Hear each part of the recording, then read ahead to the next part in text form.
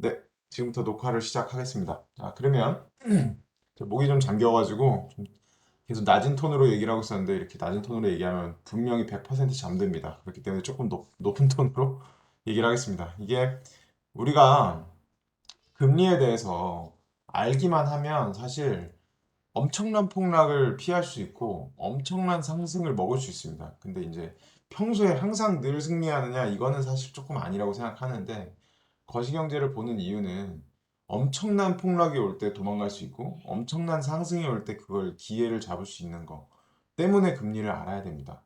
그리고 시장 상황이 지금 나한테 저항을 많이 주는 상황인지 아니면 나를 도와주는 상황인지 이런 거를 좀 알기 위해서는 금리를 좀 알아야 되기 때문에 제일 먼저 항상 매 기수마다 금리 얘기부터 했던 것 같습니다. 자, 그러면 일단은 금리가 왜 생겼는지 이게 제가 본질적인 걸 추구하는 걸 되게 좋아하거든요. 그렇기 때문에 좀 재미없으실 수도 있는데 또 옛날 얘기하면 또 재밌습니다. 이것도 여러분들도 들으시면 또 재밌을 겁니다. 이거 역사도 좀 봐보고 금리가 어떻게 생겼는지 그리고 이게 금리가 그러면 움직이면 어떻게 자산 가격이 어떻게 올라가고 내려가고 외환은 어떻게 움직이고 이런 것들에 대해서 간략하게 오늘은 정말 간략하게 한번 겉핥기식으로 한번 어, 알아보도록 하겠습니다. 자, 통화의 역사와 금리에 대해서 좀 얘기를 해보자 그러면 일단 금리라고 하는 건 오건영 선생님이 제가 가장 존경하는 거시 선생님인데 돈의 값이라는 말로 굉장히 명확하게 이제 나타내 주셨어요. 금리는 돈의 가치를 나타내는 지표라고 이렇게 말씀하시는 게 저는 이게 어떻게 보면 정답이라고 생각을 합니다. 이 돈이 제가 이 돈을 빌렸을 때 사용료를 얼만큼 내야 되는가가 사실 금리고 제 돈을 은행이 사용했을 때 은행이 사용료를 저한테 얼만큼 주는가가 금리거든요. 그래서 근데 그 금리가 돈의 가치다라는 개념은 정말 명확하게 이 금리에 대해서 표현한 되게 간략한 문장이라고 생각을 합니다. 그러면 그 금리가 우리가 그래 알겠어. 그러면 금리가 돈의 가치인데 금리가 시장 금리도 있고 기준 금리를 발표했다 그러고 내가 예금 금리가 있고 대출 금리가 있고 CP 금리가 있고 CB 금리가 있고 뭐 너무 복잡하잖아요. 그래, 금리가 시장 지표라는 건 알겠는데 금리가 뭐가 이렇게 많아라는 느낌을 이제 공부를 처음 시작하면 느끼실 겁니다. 제가 그래서 그거를 조금 정리를 해드리면 기준금리라고 하는 건 중앙은행에서 결정한 그 단기의 국채 금리입니다. 미국의 경우에는 하루짜리 레포 금리라고 하는 거를 이제 그 기준금리로 고정을 시켜 놓습니다. 하루짜리 금리예요. 그리고 한국은행 같은 경우에는 7일짜리 금리입니다. 7일짜리, 일주일짜리 금리를 만들어 놓는 거고 근데 이게 각 국가의 중앙은행들별로 기준금리가 다릅니다. 각 국가의 그 중앙은행들이 기준금리를 다르게 가져가거든요. 왜냐하면 미국은 우리은행이에요. 그리고 한국은 3금융권에 있는 어떤 무슨 캐피털이라고 보시면 됩니다. 너무 비약을 했다고 생각하실 수도 있겠지만 제가 느끼기엔 그렇습니다. 그러면 우리가 평소에는 땡땡 캐피털에서 3%짜리 예금을 준다. 근데 우리은행에서는 0.5%짜리 예금 금리를 준다라고 하면 우리는 어떡하죠? 그 예금 보호되는 5천만 원 수준까지는 땡땡 캐피탈에 넣을 수 있잖아요. 그렇기 때문에 한국이 평소에는 미국보다 금리를 높게 가져가는 겁니다. 아, 죄송합니다. 외국인 투자자들, 그러니까 한국이랑 아예 상관없는 외국인 투자자들이 봤을 때 미국보다 금리가 한국이 더 높아서 돈의 값을 더 쳐줘야 한국에다 돈을 투자를 하게 되는 겁니다. 이건 좀 약간 이해가 가시죠? 그러면 각국의 중앙은행들별로 금리 결정을 할 수 있는 그 금리가 다 다르기 때문에 이 금리가 조금이라도 더 높은 쪽으로 그 신용도에 비해 조금이라도 더 높게 주는 쪽으로 돈이 쏠려서 갈 수밖에 없는 겁니다. 그러면 지금 현재 2022년에 무슨 일이 일어난 거냐면 미국이 금리를 미친 듯이 올렸습니다. 과격하게 금리 인상을 하기 시작하면서 한국보다 더 높아진 겁니다. 땡땡 캐피털에서는 3.5% 이자를 준다는데 우리은행에서 4.75%짜리 이자를 준다는 거예요. 이렇게 되면 사람들이 우리은행에다가 갖다가 돈을 더 넣을 수밖에 없는 상황입니다. 실제로 이런 상황, 제가 비유를 했지만 우리은행이 더 금리를 많이 줬던 거 우리 12월 이전에 11월, 12월에 저축은행보다 우리은행이 더 금리가 높아졌거든요. 그것도 좀 이따 다시 말씀드리겠습니다. 지금 현재의 상황은 미국이 4.75%의 금리를 기준금리를 얘네 이 하루짜리 금리입니다. 이 하루짜리 금리를 4.75%로 가져가고 있고 한국은 지금 3.5%로 가져가고 있는 상황입니다. 원래 통상적인 경우라 그러면 한국이 4.75보다 더 높게 가져갔었어야 되는데 한국이 만약에 4.75%보다 더 높은 금리를 가져가게 되면 많은 기업들이 망하게 됩니다. 그렇기 때문에 그렇게 우리는 미국처럼 체력이 되지 않아서 과격하게 상승을 못 시키는 겁니다. 이런 일이 일어나니까 환율은 요 오른쪽에 보시면 역사적으로 원달러 환율이 상승하는 것을 볼 수 있었습니다. 벌써 지루하죠? 좀만 참으시면 됩니다. 원달러 환율이 상승을 해서 이때 만약에 우리가 21년도에 달러를 가지고 있었다 그러면 22년도 이 최고점을 찍었을 때에까지 요 금리 인상하는 시기에 달러로 30% 정도의 수익을 낼 수 있었습니다. 그래서 우리가 이때를 만약에 미국에 투자하고 있었던 사람이라면 다 기억을 할 겁니다.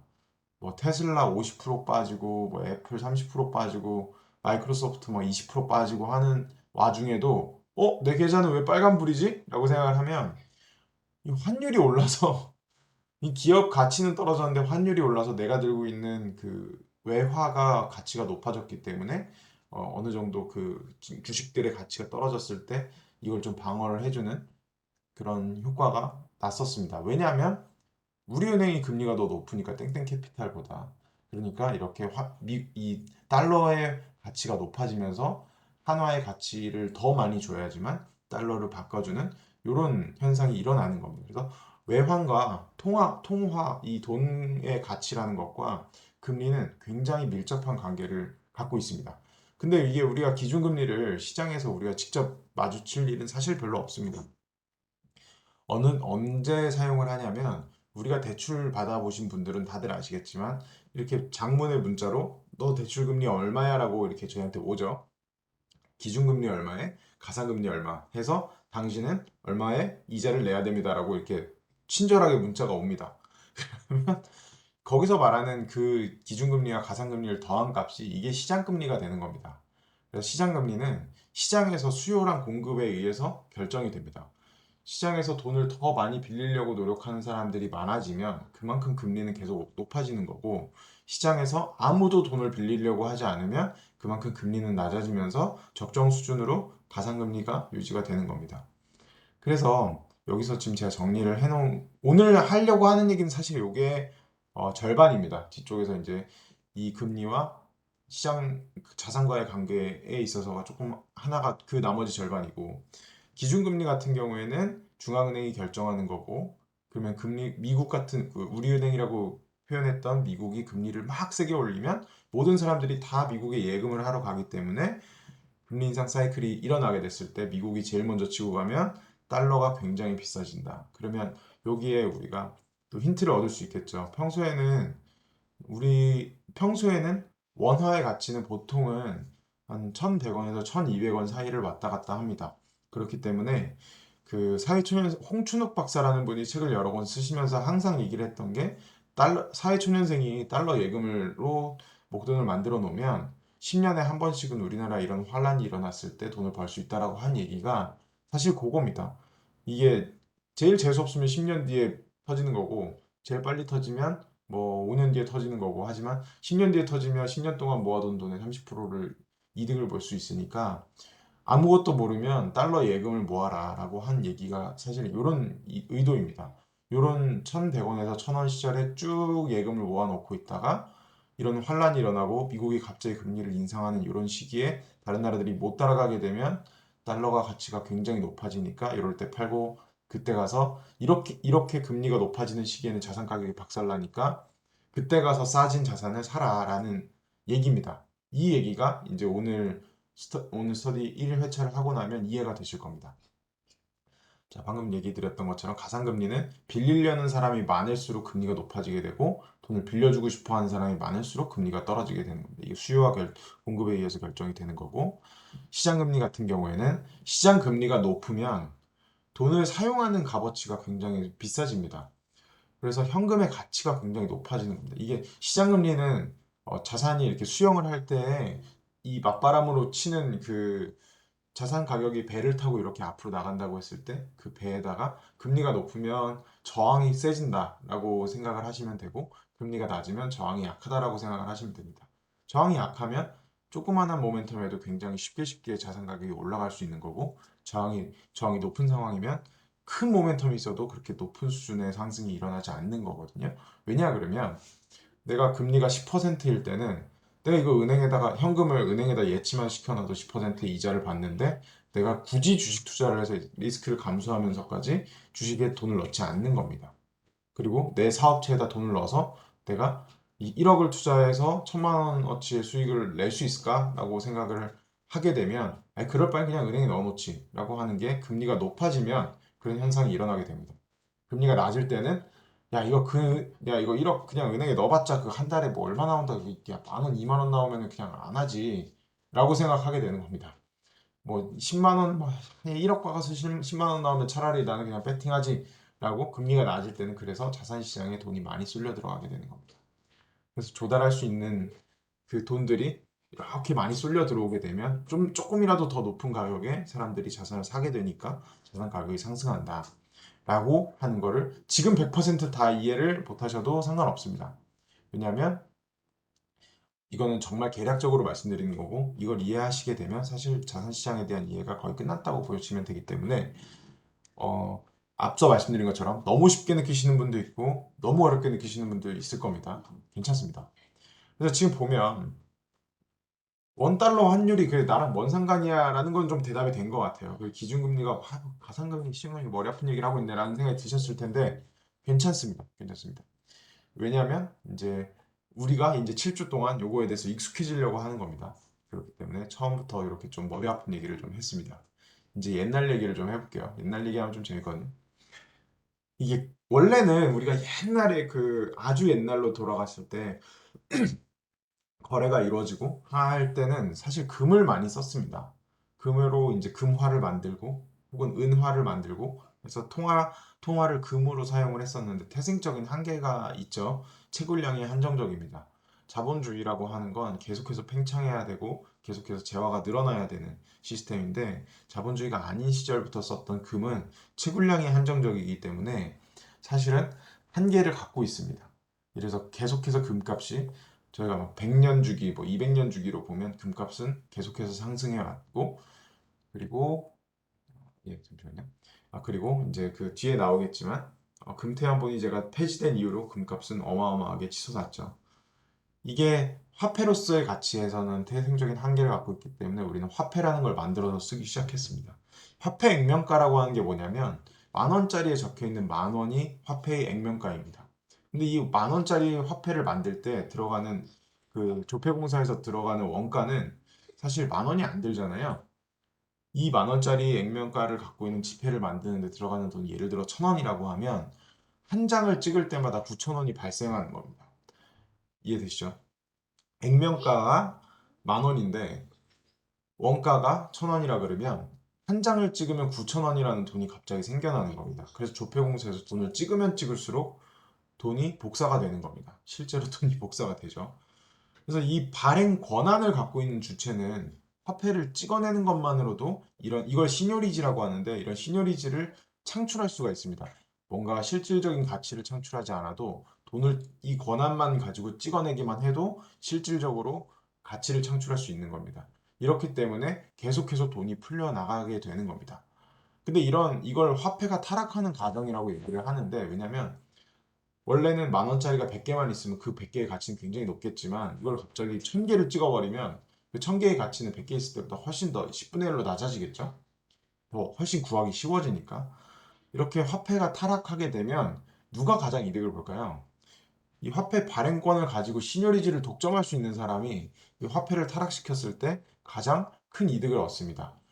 이 만약에 예를 들어서 이 커피 한 잔이 뭐 만 원이었다라고 하는데, 발행권을 가진 사람이 시뇰리지를 창출하기 위해서 돈을 뭐 100배를 더 풀어버립니다. 그러면 이게 100만 원으로 올라가게 되는 겁니다. 그러면 그 100만 원으로 올라갔을 때 통화는 100만 원, 이 커피 한 잔의 가치는 그대로 있는데 이 화폐 자체의 가치가 폭락을 하면서 이게 100만 원으로 높아진 거잖아요. 이 가치는 변함이 없습니다. 사람들이 갑자기 커피를 더 먹으려고 하는 것도 아니기 때문에. 그러면은 요 화폐 가치가 타락하면서 오는 모든 이득은 화폐 발행권을 갖고 있는 이 발행 주체가 가져가게 됩니다. 더 쉽게 돈을 쓸 수가 있게 되는 거죠. 그리고 현금을 들고 있었던 많은 그 시민들은 피해를 보게 되는 겁니다. 자산을 갖고 있었던 사람은 그걸 방어를 할 수 있었겠죠. 어차피 자산 가격이 그만큼 높아지는 거니까. 그렇기 때문에 맨날 황제들도 똑같은 짓을 합니다. 똑같은 짓을 해서 제국 운영을 해야 되니까 이걸 계속 세수로만 채우려고 그러니까 사람들이 너무 세금에 대한 부담이 커지니 화폐를 타락시켜서 마련을 한 겁니다. 여기 보시면 그 옛날 동전이네. 뭐 이렇게 뭐 많이 낡았네라고 생각이 들 수 있겠지만 되게 공통적으로 귀퉁이가 깎여져 나간 걸 볼 수 있죠. 이게 귀퉁이를 깎은 겁니다. 이 은하를 타락시키고 은하에다 불순물을 넣어서 막 타락시키고 코모도스 황제도 뭐 네로 황제도 뭐 귀퉁이를 깎아가 지가 깎은 겁니다. 네로가 지가 깎아서 그 은을 모아서 다시 은하를 만들고 금화를 만들고 왜 이렇게 그래서 지금 우리도 50원짜리 100원짜리 보면 옆에 빗살 무늬들이 이렇게 있잖아요. 그게 옆에 깎지 말라고 그렇게 넣어놓은 겁니다. 그래서 이거는 빗살 무늬가 있으면 이게 남아있기 때문에 얘는 이렇게 타락하지 않은 화폐구나라는 거를 보증해 줄 수 있는 그런 수단이 이게 인간들은 언제나 새로운 방법을 찾아내는 거죠. 이렇게 깎아가지고 모아서 자기가 또 새로 그 모은 걸로 그 말을 또 발행하고 하면 10%를 깎으면 사실은 여기에 순도 100% 금이라고 하면 10%만큼의 가치가 떨어진 거잖아요. 그런 식으로 타락한 그 말을 시장에 풀어버린 겁니다. 그러면 타락하지 않은 금화는 어디 있을까요? 그냥 안 돌리죠. 자기가 갖고 있죠. 타락한 놈들만 시장에서 도는 겁니다. 그러면 금화의 가치가 얘가 깎은 만큼 깎일 거잖아요. 근데 이 풀지 않고 자기가 갖고 있었던 그 금화는 가치가 높아지는 거예요. 순도 100%에 중량 100%를 갖고 있는 그 금화의 가치는 높아지기 때문에 시장에 풀리는 그 금화의 가치가 떨어지는 만큼 본인이 갖고 있는 금화의 가치가 높아져서 그걸 또 팔아서 다시 국가를 운영하고 이런 식으로 어, 악화를 만들어서 양화를 구축하는 이런 양아치 같은 짓을 많이 했습니다. 많이 해왔죠. 뭐 지금도 똑같습니다. 지금은 이렇게 복잡한 과정 안 거치고 그냥 돈 찍어서 풀어버리죠.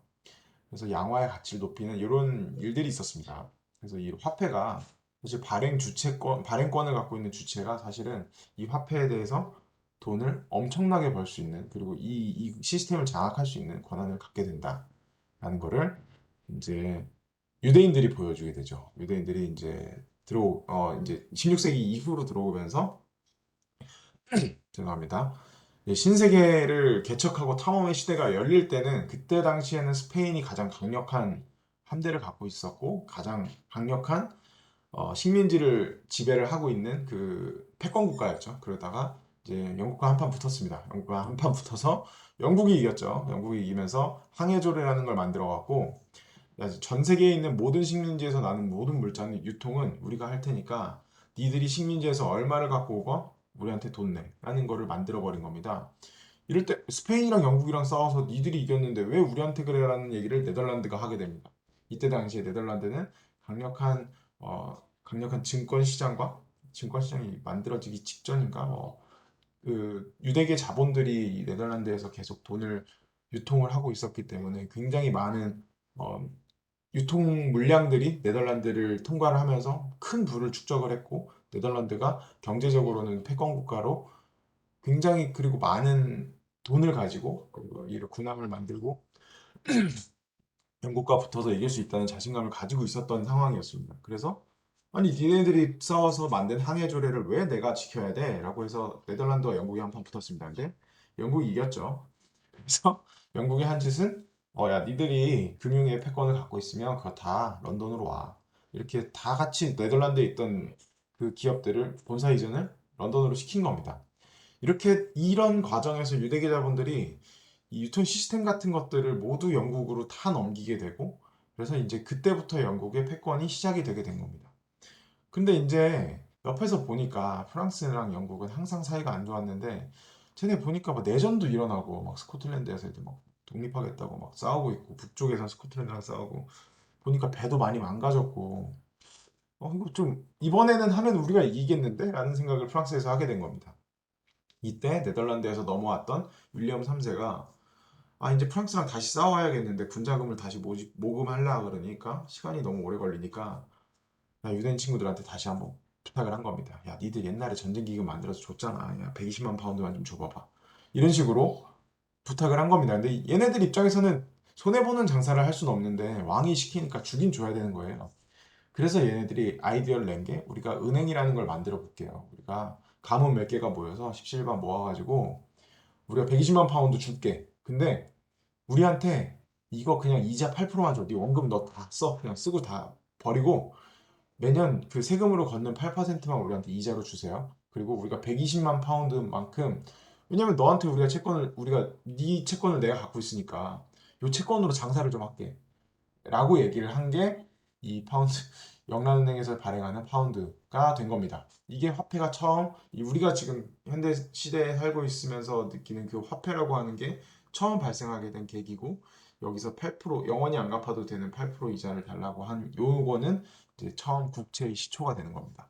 그래서 요 권한을 가지고 화폐 발행 권한을 가지고 유대계 자본들이 사실은 전 세계에 있는 모든 금융 시스템을 먹어버렸죠.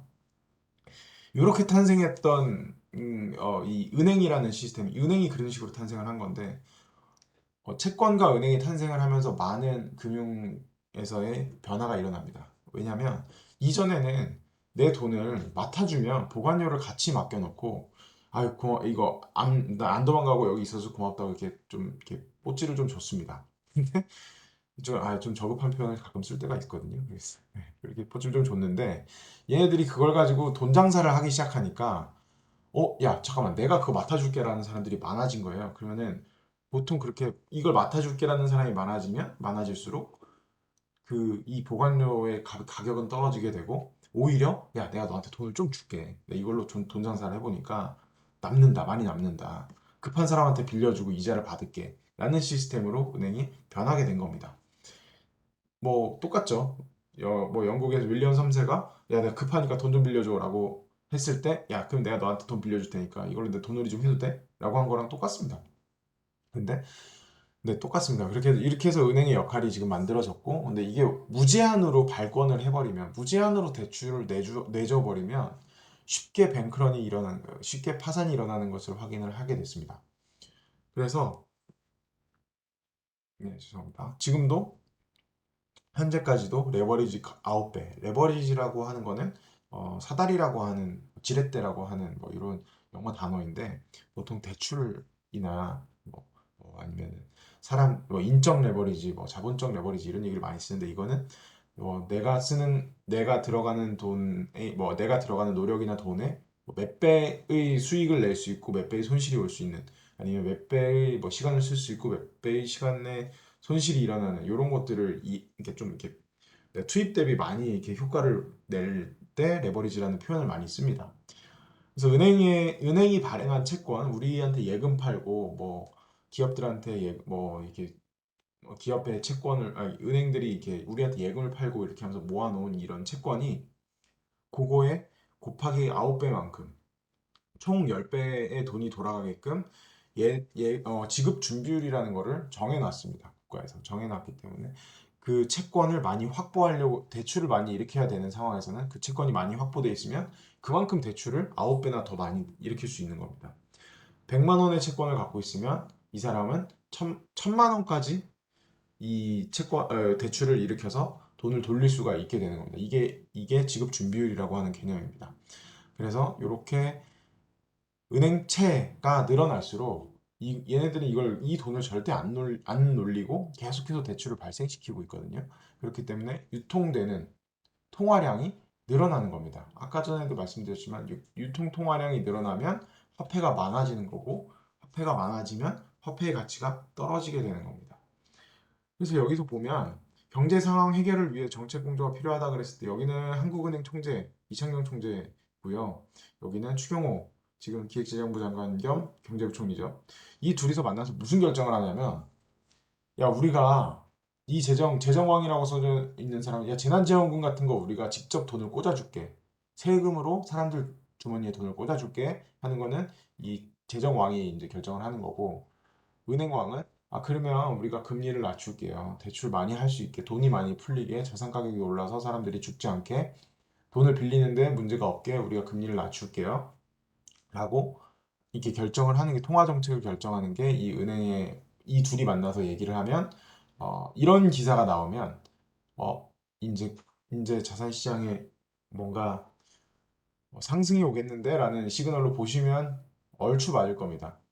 경제 상황 해결을 위해 정책 공조가 필요하다라고 하면 이 재정왕이 국채를 찍고 이 은행왕이 그 국채를 사주거든요. 그러면 그 국채가 돈이 돼서 시장에 풀리게 됩니다. 이걸 양적 완화라고 하는데 국채를 찍은 걸 은행에서 사주고 그 사준 돈으로 다시 대출을 일으키고 금리를 낮추고 하게 되는 과정이 일어나기 때문에 주식시장은 환호하면서 달리기 시작합니다. 코로나 때 한번 봤죠, 저희가. 그래서 지금 급격하게 통화량을 늘려야 될 때, 그러니까 실제 시장에서 발생해서 유통되는 통화량, 기존에 깔려있는 통화량이 있고, 통화량이라고 하면 되게 어려워 보이는데, 그냥 돈들이 막 깔려있는데, 한국은행이 직접적으로 조폐공사를 통해서 찍어내는 원화, 아까 시뇰리지라는 개념을 배웠죠. 시뇰리지를 누적한 만큼 이 시장에 조금 더 돌게 되는 거고, 거기다가 국가가 찍어내는 국가채, 이거는 그 재정 쪽에서 이제 국채를 이제 발행을 하는 거죠.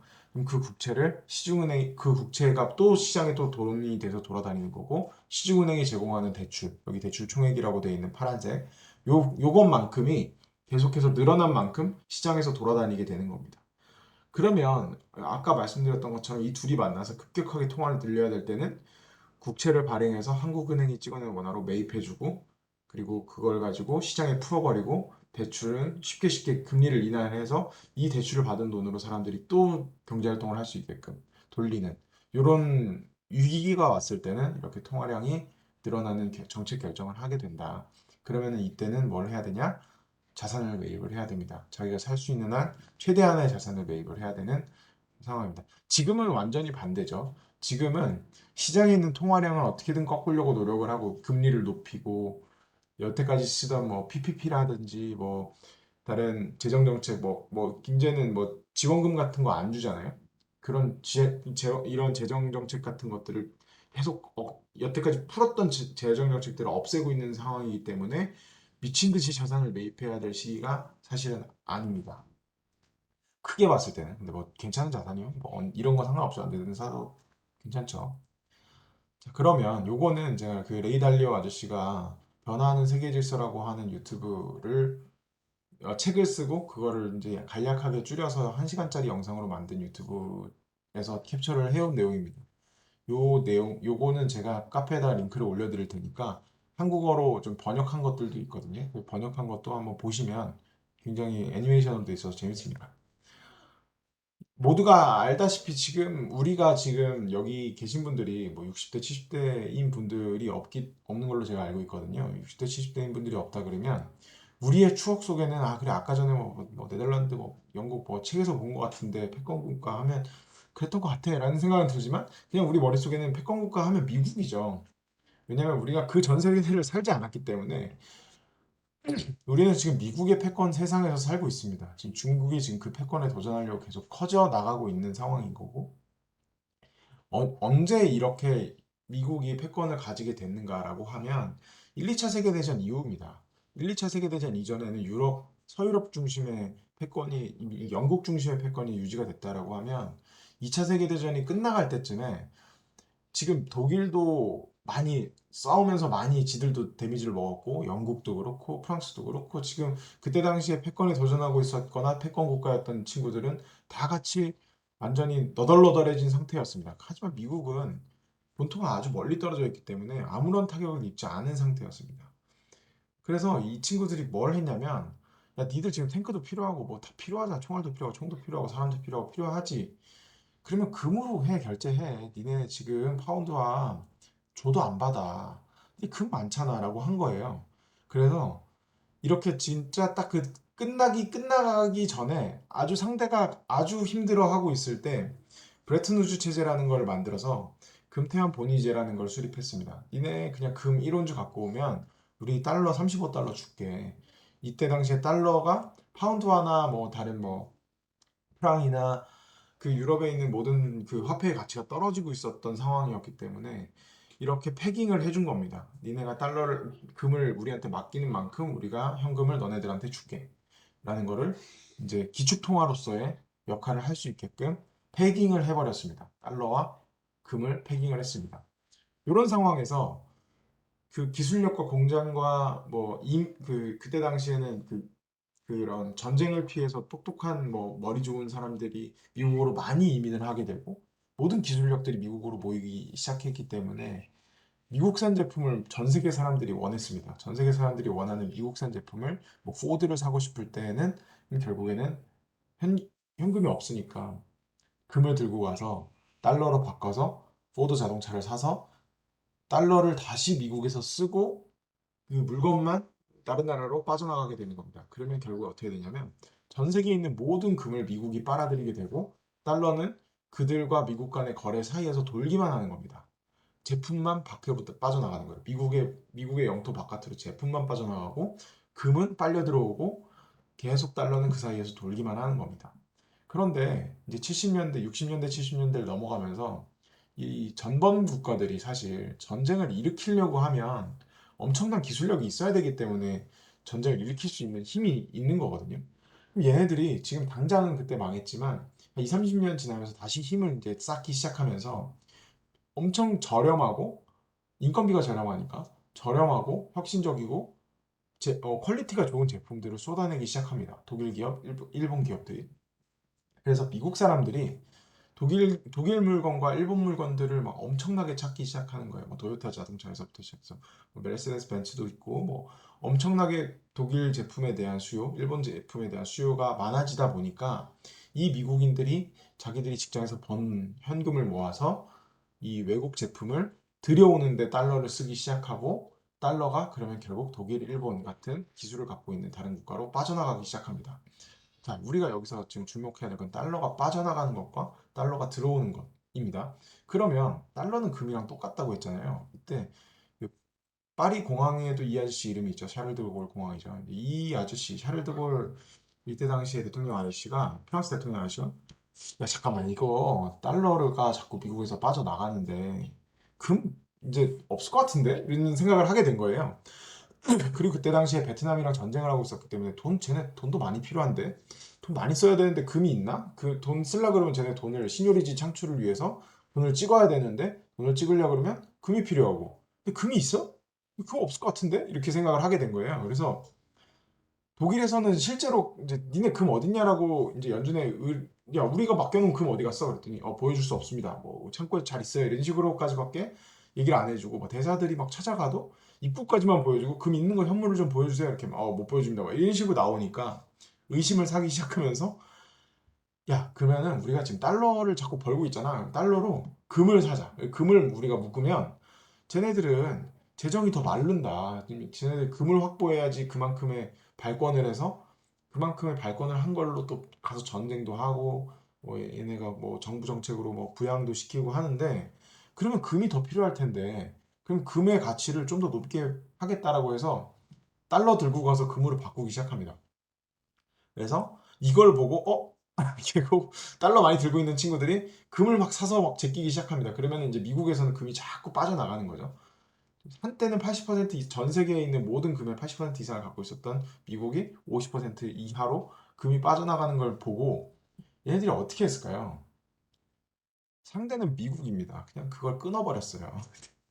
되게 미국을 뭐 어쩌라고 이러면서 이제 안 할 건데 이렇게 금만큼 안 할 거야. 이런 죄 35달러 이런 거 없어. 그냥 우리 그냥 원하는 대로 찍을게. 라고 닉슨 대통령이 그냥 폐지를 시켜버렸습니다. 금태한제 폐지. 그렇게 이렇게까지 과격하게 하진 않았어요. 처음엔 야 1년만 할게 1년만. 우리가 지금 베트남이랑 야 공산 중이랑 싸운다니까? 라고 하면서 1년만 그 패깅을 풀어버릴게 라고 얘기했는데 그리고 나서 워터게이트 사건이 일어나면서 이 사람이 하야를 해버렸습니다.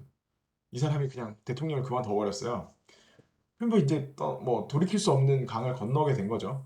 그래서 이제 더 이상 1온제 35달러는 말이 안 되는 가격이 된 겁니다. 뭐 그냥 급하니까 뭐 그렇게 했어라고 하니까 이전에 이제 국권에서는 제가 영어를 잘 못합니다. 인갓 코인 페이어블 투더 어쩌고저쩌고 뭐 디맨드 뭐 이게 달러 여기 보시면 금이랑 패기 여기 골드 딱 적혀 있죠. 야 이거 갖고 오면 금처럼 페이업을 할 수 돈 쓸 수 있어라고 했던 이 달러의 이제 법정 화폐입니다라는 게 등장합니다. This note is legal tender라는 게 생겼습니다. 그래서 이 골드라고 하는 게 다 없어졌어요. 여기 연방정부 이게 뭐 여기 들어갔죠. 이게 뭐 도장 같은 걸로 바꿨고 결국에 이 금과 달러의 패경이 끊어지게 된 겁니다.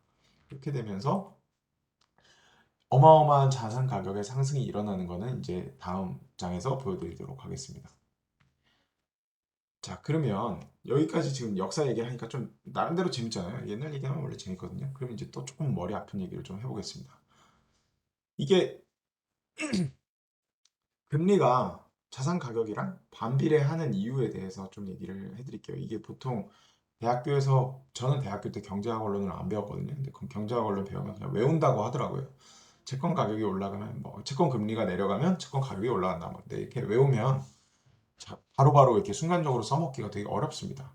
그래서 제가 저한테 온 문자를 가지고 한번 설명을 드리도록 하겠습니다. 이게 저한테 온 문자인데 채권 판매한다. 뭐 1억 원 투자하면 매월 38.4여만 원씩 이자를 드려요. 이렇게 뭐 이런 마케팅 문구를 가지고 이거 200억까지밖에 안 받습니다라고 해서 현대캐피탈이라고 하는 회사의 채권을 팔려고 이렇게 저한테 문자가 온 겁니다.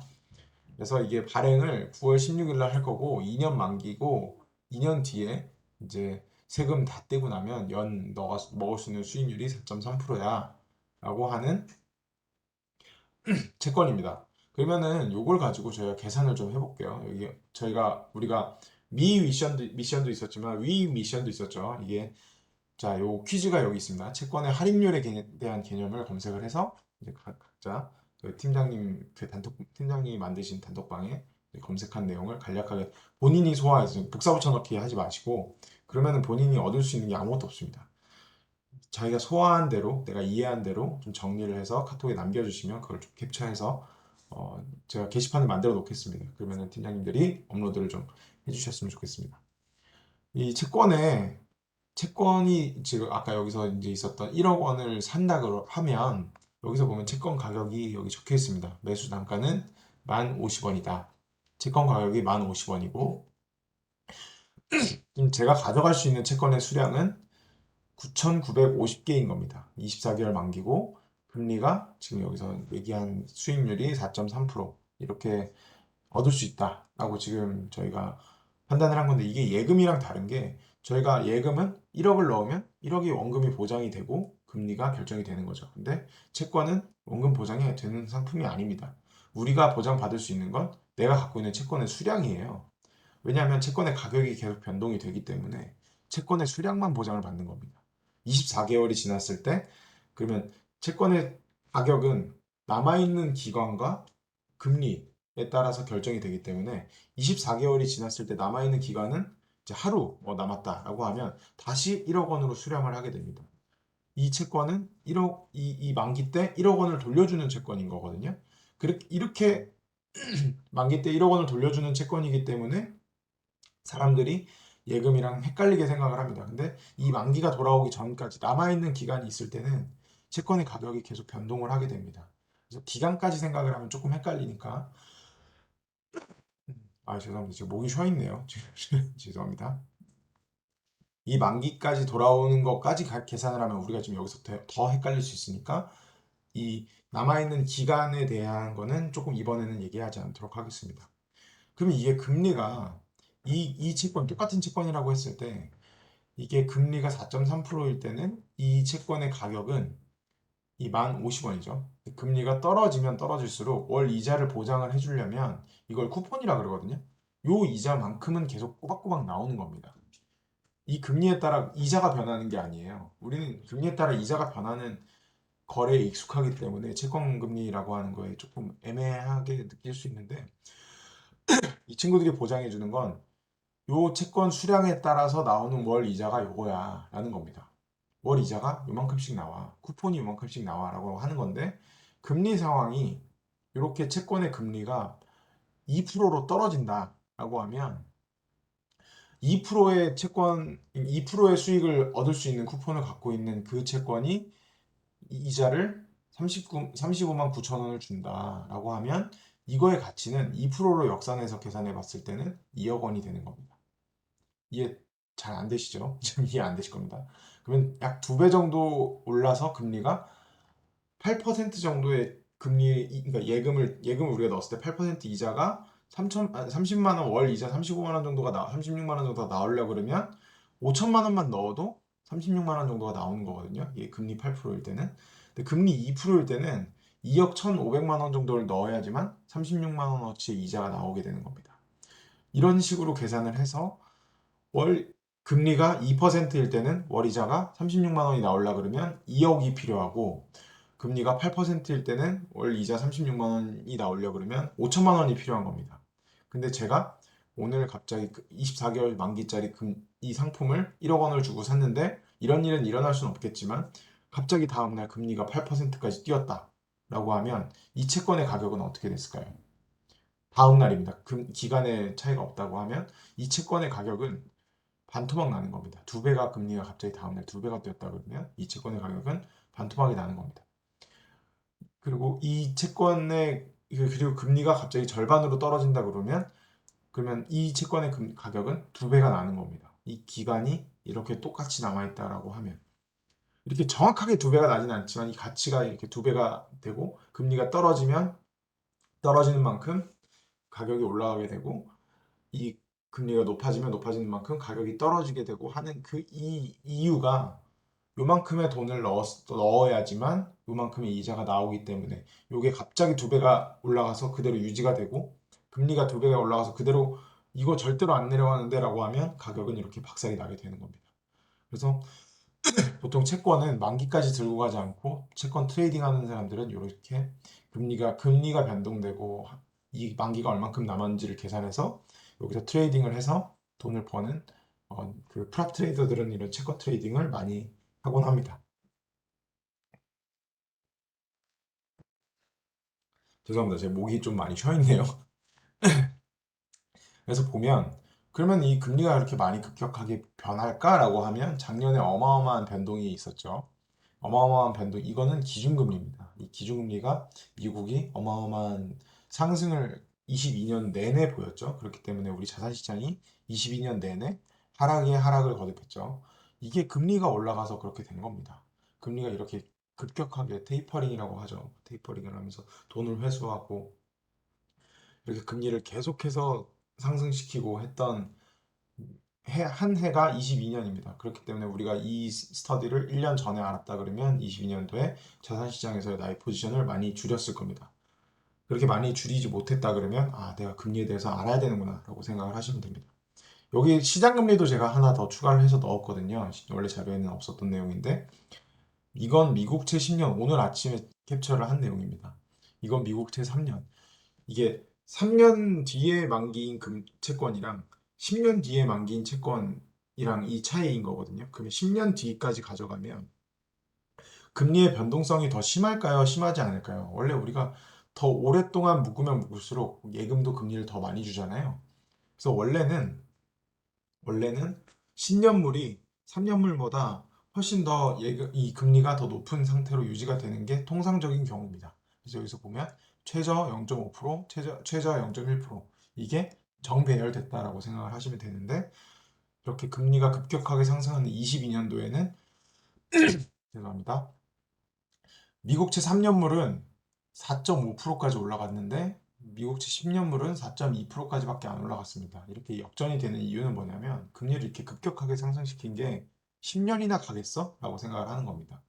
10년이나 가지 않아 라고 생각을 하기 때문에 3년은 갈 수도 있지 라고 생각을 해서, 이렇게 높은 금리를, 3년물은 높은 금리를 가져가는 거고 10년물은 그보다는 조금 낮은 금리. 원래는 3년물이 4.5%면 10년물이 5%, 뭐 4.8% 이렇게 나와야 되는데, 그거보다 더 낮게 유지가 되는 이유는 이렇게 급격한 금리 인상은 오래 가지 않는다라는 얘기를 시장에서 그렇게 받아들이고 있는 겁니다. 그럼 우리가 시장에서 금리가 높아진다라고 하면, 이거 이 3년물 금리가 이렇게 꺾인다라고 하면, 이거 금리, 이거 시장에서 판단하기에 몇 번 못 올려, 이제 떨어질 거야 라고 판단을 하게 되는 거고, 이게 고개를 들고 올라간다라고 하면 더 올릴 수도 있을 것 같은데 라고 판단을 하게 되는 겁니다.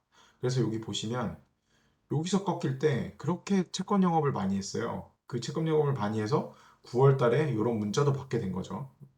이 금리 고점이기 때문에 금리가 떨어질 일밖에 안 남았기 때문에 이런 걸 사게 되면 금리가 떨어지는 만큼 내가 먹으니까 채권을 지금 사세요라는 영업을 많이 한 겁니다.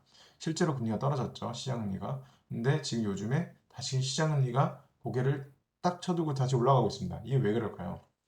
자꾸 이렇게 뭐 시기만 되면 FOMC나 뭐 연준이 어쩌고 했을 때 뭐 금리 인상 뭐 안 멈춘다 뭐 이런 얘기를 하게 되면 시장도 같이 이렇게 떨어지나 하다가 다시 올라가고 떨어지나 하다 다시 올라가고 그래서 떨어지나 할 때는 또 시장이 또 이 주식 시장이나 뭐 채권 시장이나 가격이 훅 하고 올라가다가 아닌데라고 하고 이 금리가 올라가게 되면 다시 이제 주식도 다시 쭉 내려가게 되고 그래서 지금 리치몬드 연준 총재가 뭐 금리 인상 당연히 계속 해야죠. 뭐 이런 식으로 얘기를 하니까 다시 시장 금리가 이렇게 고개를 들어서 올라가고 이제 나스닥도 썰리고 코스닥도 썰리고 다 같이 이제 지금 파란불 막 뜨기 시작했잖아요. 그런 상황이 지금 연출이 되고 있는 겁니다. 그래서 금리를 알면 수익률을 보전할 수 있다. 아까 전에 말씀드렸던 금태한제 폐지 이후에 유통통화 M2라 그러면 되게 어렵게 느껴지는데 그냥 시장에 돌고 있는 돈이라고 생각하시면 됩니다. 이 M2가 증가를 어마어마하게 했죠. 어마어마하게 증가를 하면서 화폐 가치가 타락하면서 금리를 상승시키는 건 이 M2를 줄인 행동입니다.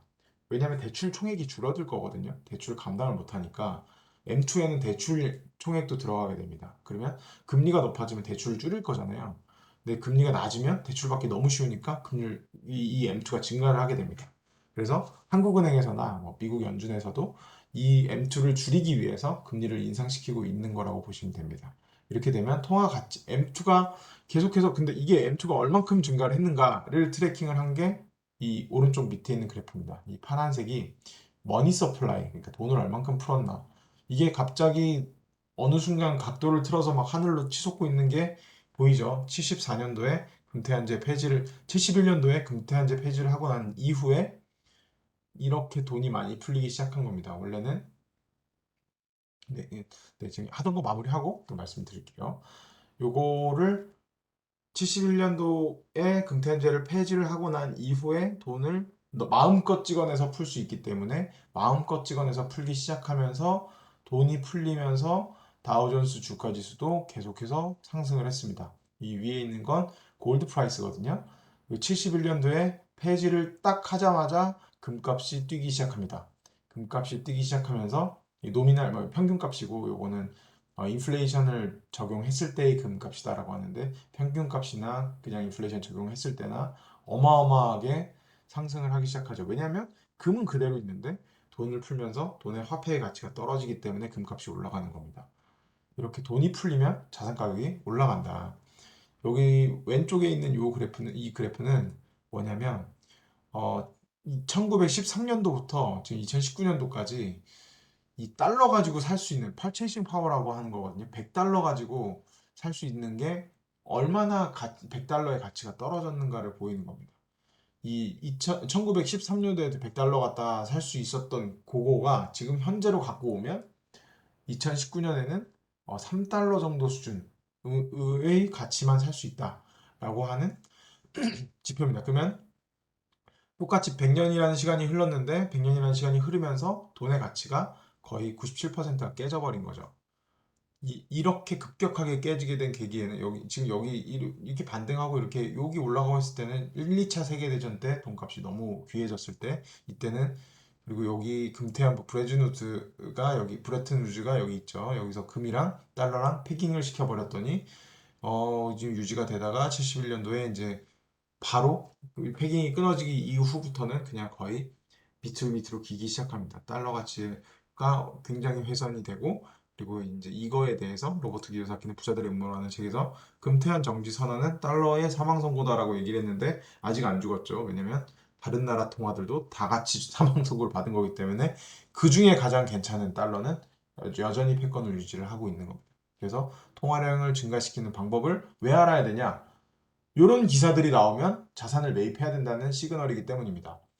뭐 통화를 투입한다든지 뭐 재정적으로 누구한테 돈을 준다든지 국채를 뭐 발행을 한다든지 뭐 대출이 증가했다든지 금리가 인하돼서 대출이 최고치를 경신했다 뭐 이런 뉴스가 나오면 돈이 풀리고 있구나. 돈이 풀리고 있으니 돈이 풀리면 이 돈이 풀린 만큼 내가 자산 가격이 오를 거에 대비를 해야겠구나라는 거를 아셔야지 된다라는 얘기를 한 겁니다. 그래서 금리랑 자산 시장의 관계는 방금 이제 말씀드렸던 내용을 조금 더 얘기를 해드리면, 어, 미국이 지금 이제 금리 인상을 하면서 긴축으로 자산 가격이 지금 하락을 하고 있고, 통화, 지금 여기서 가장 강력한 통화인 달러 값이 아까 돈의 값이 금리라고 했잖아요. 전 세계에서 좀, 이렇게 막 어마어마한 금리를 75% 기준금리 이런 나라들 빼고, 이런 괜찮은 통화들 중에 달러가 가장 금리를 과격하게 올리고 있기 때문에 지금 호주도 포기하고 캐나다도 포기하고 금리 인상을 포기하고 있는 나라들이 나오기 시작했습니다. 인도도 포기하고 한국도 지금 이제 하기 힘들다라는 얘기를 하고 있고 일본은 아예 금리 인상을 하지도 않았죠. 나중에 일본에 대한 얘기도 좀 나누도록 하겠습니다.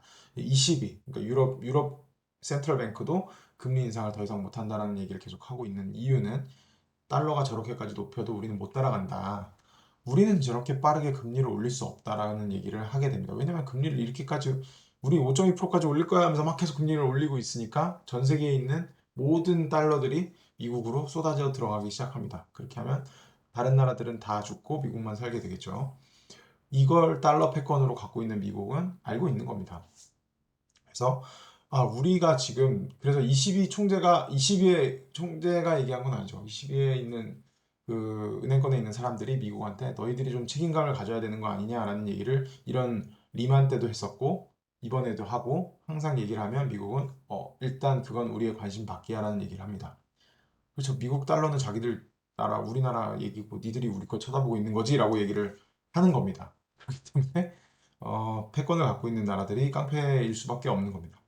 그래서 금리를 발표해서 현재는 국채도 매도하고 모기지 채권, 주담대 채권도 매도하고 그렇기 때문에 주택담보대출도 받기 어려운 상황인 거고 금리도 인상을 하면서 돈줄을 죄고 있죠. 그리고 여기서 하나 더 조금 더 나가보면서 얘기를 드리면 미국은 리만 브라더스 사태를 통해서 고정금리로 이제 모기지를 대부분 나가기 시작했습니다. 하지만 우리나라도 변동금리를 많이 사용하죠. 전 세계에 있는 모든 사람들이 변동금리의 무서움을 잘 모르고 변동금리를 많이 사용합니다.